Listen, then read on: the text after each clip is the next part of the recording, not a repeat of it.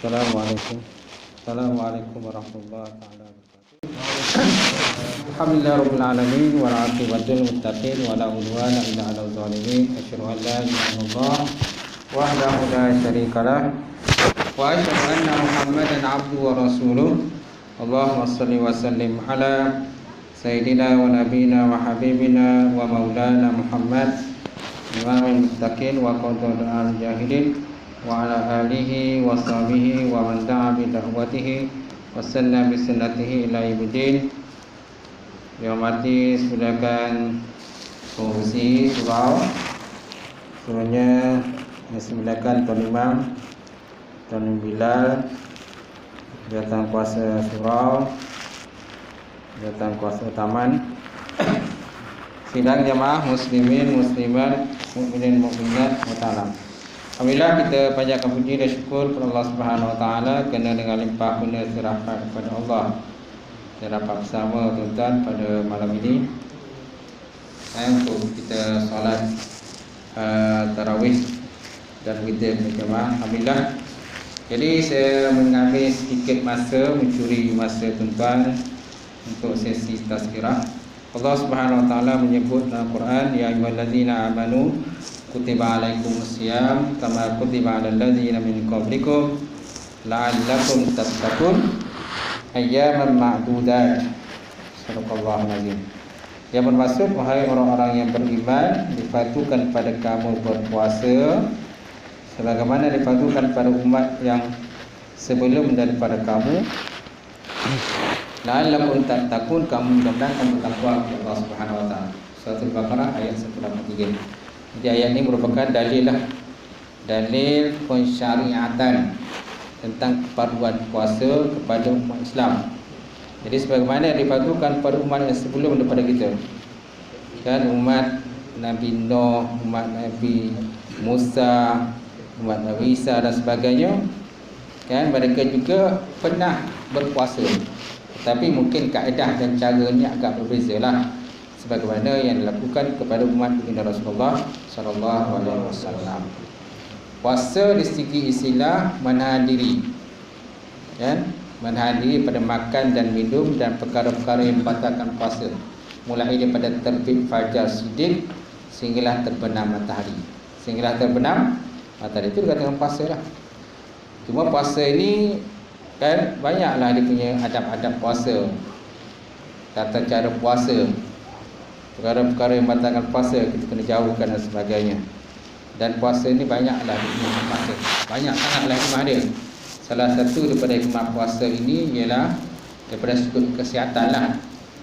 Daripada sudut kesihatan, maknanya kesihatan kita insya-Allah akan bertambah baik bila kita mengamalkan puasa.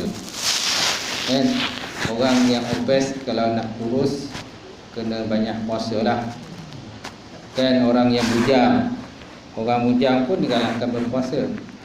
Sebagaimana sabda Rasulullah sallallahu alaihi wasallam, ya ma'syaris sabab man istata'a minkum ba'ah falyatazawwaj fa in lam yastati' fa alayhi bisawm fa innahu ahsanul farji wa ghadalul basar wa ahsanul farji fa in lam yastati' fa alayhi bisawm fa innahu ja'. Kama qala Rasulullah sallallahu alaihi wasallam, wahai pemuda, dia kata, wahai pemuda, barang siapa yang mampu untuk kepada kamu berkahwin, maka naklah berkahwin. Kerana dengan berkahwin tadi akan menahan ataupun memelihara pandangan mata dan juga kemaluan. Maka jika kamu tak mampu, maka naklah kamu berpuasa. Tak mampu kahwin, berpuasalah. Kerana puasa ini merupakan wijah. Wijah ni benteng ataupun perisai. Dan Nabi juga pernah bersabda, asyamu junnah, puasa tu benteng ataupun perisai lah.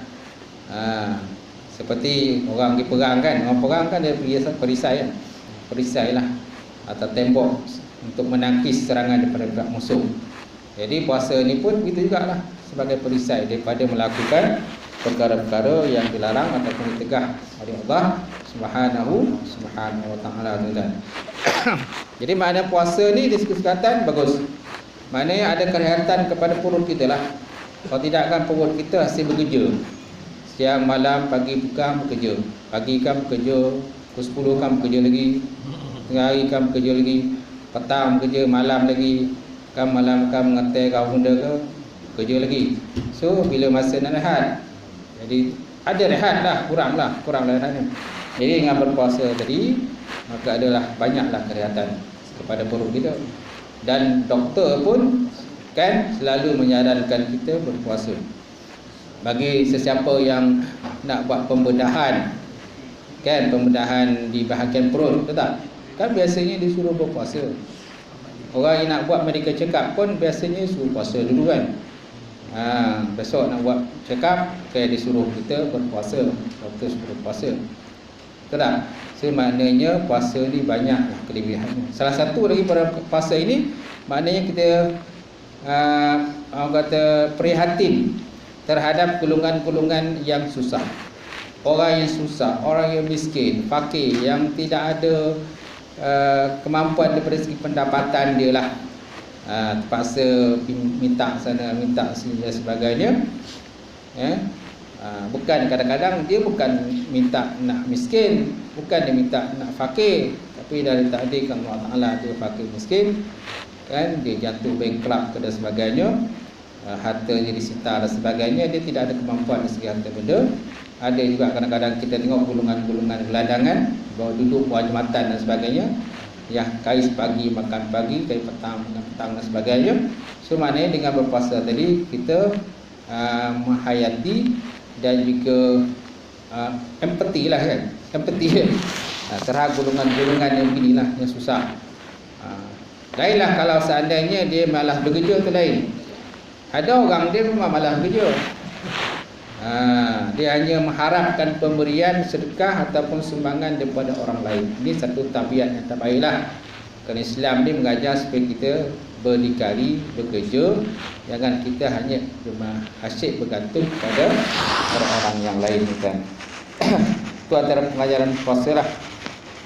Kemudian kita sudah berada di 10 yang akhir kan. Kita telah berada di 10 yang akhir daripada bulan Ramadan. Allah Subhanahu Wa Taala sebut dalam Quran, Inna anzalnahu fi lailatul qadr wa ma adraka ma lailatul qadr. Lailatul qadri khairum min alfi syahr. Tanazzalul malaikatu waruhu fiha biizni rabbihim min kulli am. Salamun hiya hatta matla'il fajr. Surah Al-Qadar. Okey. Yang bermaksud inna anzalnahu fi lailatul qadr. Sungguhnya kami turunkan akannya Quran pada malam Lailatul Qadar. Inna anzalnahu fi lailatul qadr wa ma adraka ma lailatul qadr. Apakah dinamakan sebagai Lailatul Qadr itu? Lailatul Qadri khairum min alfi syahr. Yang mana malam Lailatul Qadar itu lebih baik daripada 1000 bulan. Lailatul khairi khairum min alfi syahr, mana terlebih baik daripada 1000 bulan. Tanazzalul malaikatu waruhu fiha biizni rabbihim min kulli am. Turunlah para malaikat dan geruh padanya dengan izin Allah Subhanahu Wa Taala, min kulli am, daripada setiap urusan. Min kulli am. Salamun hatta matla'il fajr. Sejahteralah ia sehinggalah kepada terbit fajar. Ini dari Quran lah berkenaan adanya malam Qadar. Semua ulama mesti faham, persisi pendapat lah berkenaan bilakah malam Qadar itu. Cuma sepakat ulama menyatakan naklah kita cari pada malam-malam yang ganjil lah, pada malam 21, malam 23, 25 dan sebagainya. Cuma apakah yang dikatakan Lailatul Qadr itu? Inna anzalnahu fi Lailatul Qadr. Apakah yang dimaksudkan dengan Lailatul Qadar? Disebut oleh para ulama, ada kata yukaddirullahu subhanahu wa ta'ala fiha kulli ma huwa kain fis sanah. Mentakdirkan Allah Subhanahu wa ta'ala padanya setiap apa ada ia yang adanya pada tahun itu. Mentakdir, mengqadar ataupun mentakdir Allah Ta'ala lah. Okey. Kemudian Allah Ta'ala sebut, dia kata fiha yufraqu kullu amrin hakim. Padanya difarakkan, dibezakan setiap urusan pekerjaan. Kemudian dia huraikan lagi, dia kata pada malam tersebut ditakdirkan Allah Subhanahu Wa Taala akan segala takdir makhluk, kan, dituliskan padanya sama ada kehidupannya, kematiannya, kelepasannya ataupun binasa, kebahagiaannya ataupun duka cita, kan, hina dia ataupun mulia dia. Hina ataupun mulia lah. Jadi dia ni macam sama juga macam malam nisfu Syaban. Malam nisfu Syaban itu termasuk antara benda yang ditakdirkan, kan, ditakdirkan Allah Subhanahu Wa Taala. Itu juga pada malam Lailatul Qadar ini juga ditakdirkan Allah Subhanahu Wa Taala ataupun dituliskan padanya sama ada kehidupan ataupun kematian pada makhluk tadi, kelepasan ataupun binasa, bahagia ataupun sengsara, kan, kemudian mulia ataupun hina. Itulah ditakdirkan. Kemudian Allah Subhanahu Wa Taala menyatakan bahawa malam Qadar juga dinamakan sebagai Lailatul Barakah ataupun Lailatul Mubarakah. Kenapa? Kerana ibadat di dalamnya dia kata al ibadatu fiha tufaddal ibadah fi alfi sanah. Kerana beribadah pada malam Qadar itu dilebihkan daripada ibadah pada 1000 bulan, dalam kadar 1000 bulan lah. So kadar 1000 bulan tu macam mana? Kalau kadar 1000 bulan tu dia kata salasan wa samanuna sana wa arba'una ashhur wa arba'atu ashhur. Itulah kadar 83 tahun, kadar 1000 tahun Salasan wa samanuna sana, mana kadarnya ialah 83 tahun, wa arba'atu ashhur, dan 4 bulan. Dan 4 bulan. Itulah kadarnya lah. Sebenarnya siapa yang beribadah pada malam itu, maka kalau seandainya dia tersempat bertempur dengan malam Qadar tadi, maka ibadahnya, pahala ibadahnya, kadarnya itulah selama 83 tahun dan 4 bulan. Masya Allah, 83 tahun. Siapa nak beribadah, nak cari ibadah sampai 83 tahun tu kan? Kita apa, kadang-kadang kita hidup, walaupun umur kita kadang-kadang 80, kadang-kadang belum sampai kita ibadah tu 83, 80 tahun. Sebab apa? Tolak makan, tolak minum, tolak sakit perut, tolak tu, tolak ni, tolak tidur dan sebagainya. Kalau nak kirakan, walaupun umur kita 80 tahun, belum tentu kita dapat ibadah 80 tahun. Tidak, kalau umur kita 100 tahun, belum tentu kita dapat ibadah 100 tahun. Sebab tolak tu, tolak ni dan sebagainya, dah tak sampai 100 tahun lagi. Jadi ni tuan-tuan, 100 tahun ni bulat-bulat 1 tahun kita beribadah. Masya Allah. Kemudian turunlah malaikat dan roh padanya dengan izin Allah Subhanahu Wa Taala. Maksudnya fatanazzalul malaikatu fiha ila ardi bi khairin wal barakah wa rahmah wa maghfirah. Turunlah para malaikat padanya malam, turunnya ke bumi dengan kebaikan dan juga keberkatan dan juga rahmat dan juga keampunan daripada Allah Taala. Besarlah turun malaikat tadi. Maknanya dia bawa kebaikan, dia bawa keberkatan dan juga bawa rahmat dan juga keampunan daripada Allah Subhanahu Wa Taala. Kemudian Allah Taala sebut salamun hiya hatta matla'il fajr. Salamun hiya hatta matla'il fajr. Apa maksudnya? Fahiya lailatul khaliyah minasyirri wal azab wa taqsaru fiha ta'ah wa amal khairi wal birri wa taqsiru fiha as-salamah minal azab wa fiha salamun kulluha. Jadi maksud sejahtera atasnya sehingga terbit fajar, maksudnya malam itu sunyi daripada kejahatan dan juga keburukan. Malam itu sunyi daripada kejahatan dan keburukan, dan dibanyakkan di dalam itu ketaatan dan juga amal-amal kebaikan. Kemudian dibanyakkan juga dalam malam itu salamah, kesejahteraan, minal azab, daripada azab Allah Subhanahu Wa Taala. Fahiya salamun kulluha, maka ianya adalah sejahteralah semuanya. Kemudian Nabi Muhammad SAW pernah bersabda, man qama lailatul qadri imanan wa ihtisaban ghufira lahu ma taqaddama min dzambih. Barang siapa yang berdiri pada malam Lailatul Qadar dan keadaan dia beriman dan mengharapkan ganjaran pahala daripada Allah Subhanahu Wa Taala, dan saya diampunkan dosa yang terdahulu. Sama seperti lafaz tadi, man qama ramadan imanan wa ihtisaban ghufira lahu ma taqaddama min dzambih. Barang siapa yang berdiri pada malam, kan, pada bulan Ramadan. Berdiri pada malam ni dia bukan hanya sekadar 1/3 malam. Berdiri malam ni masuk tarawih pun dah kira. Tarawih, witir, kan? Solat maghrib, solat isyak, kan? Itu pun dah kira berdiri malam. Man qama Ramadan. Barang siapa yang berdiri pada malam Ramadan lah, dalam keadaan beriman serta menghayatkan pahala kepada Allah Taala, masa diampunkan dosanya yang telah terdahulu tuan. Nampak? Jadi maknanya berdiri malam ni bukan hanya sekadar orang kata 1/3 malam tu, ataupun orang kata qiyamul lail saja. Dia bukan hanya qiyamul lail saja. Asal saja masuk malam, kan, maghrib masuk je maka dah kira malam. Sampailah kepada terbit fajar tuan. Jadi sangat beruntunglah barang siapa yang beribadah pada malam tersebut. Kemudian apakah tanda-tanda berlakunya malam Lailatul Qadar? Biasanya tanda-tanda malam Lailatul Qadar ni biasanya ditengok pada besoknya itulah. Pada besoknya itu. Kalau malam ni contoh malam Lailatul Qadar, besok tu macam mana? Biasanya ke besoknya tu kalau disebut para ulama, dia punya cuaca tu tidak terlampau panas dan tidak terlampau sejuk. Tidak terlampau panas dan tidak terlampau sejuk. Kemudian matahari pula tidak bersinar. Sebagaimana kalau pagi kan panas terik, kan, baru merata, kan. Matahari tu dia macam tu lah. Dia tak adalah perit lah, kan. Dia tak ada perit. Itu antaralah salah satu daripada tanda-tanda kepada malam Lailatul Qadar.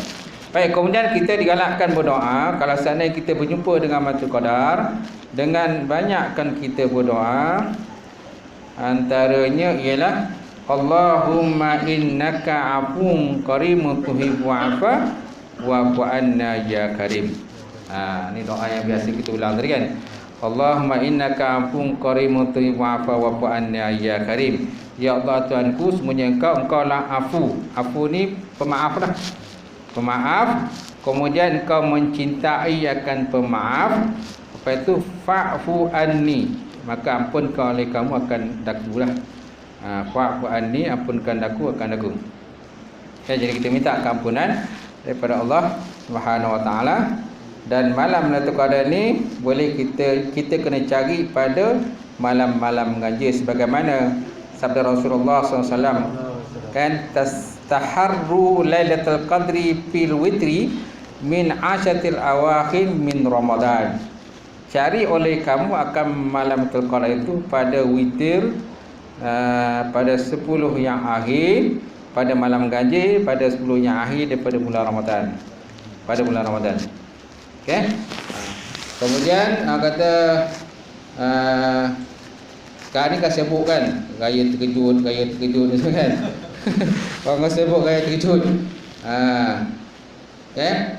Kalau ikut daripada Falak, saya ada video yang Jabatan Mufti Negeri Perak, dia ada video share berkenaan dengan Falak ni, berkenaan dengan orang kata lihat anak bulan, kan. Kan kalau ikut apa yang dia orang share dalam video tu, jadi kemungkinan besar anak bulan tidak akan kelihatan. Anak bulan tidak akan kelihatan pada malam 29. Sebab apa? Sebab apa? Anak bulan masa itu berada dekat dengan matahari. Anak bulan berada di ufuk, tetapi hanya 2 darjah sahaja. Kan, dia kalau nak nampak mestilah dalam 3 darjah. Jaraknya 3 darjah lah daripada matahari. Anak bulan tu ada, tetapi disebabkan oleh dia terlampau dekat dengan matahari, jadi kemungkinan besar cahaya matahari itu dia akan menutup cahaya bulan. Bulan. Jadi kemungkinan besar tidak nampaklah.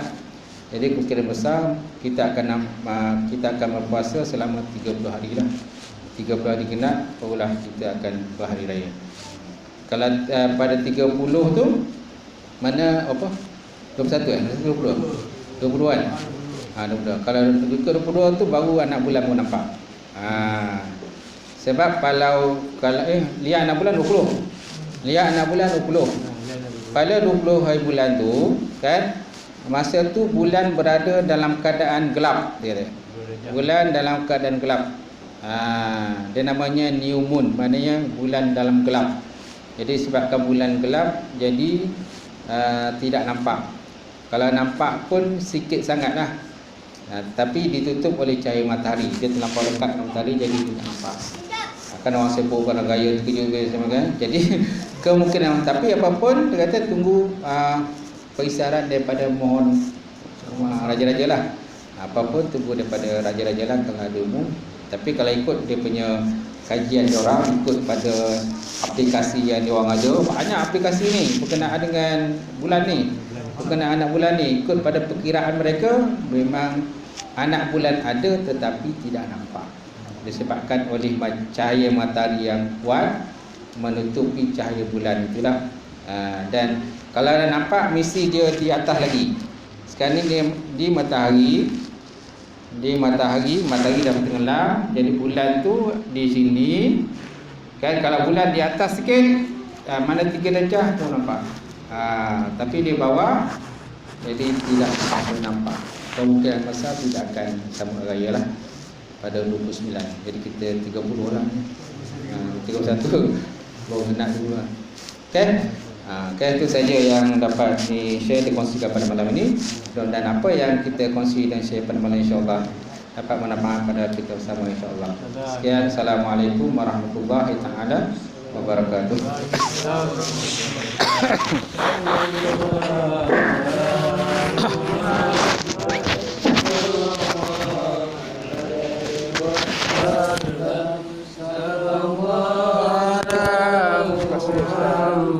Sallallahu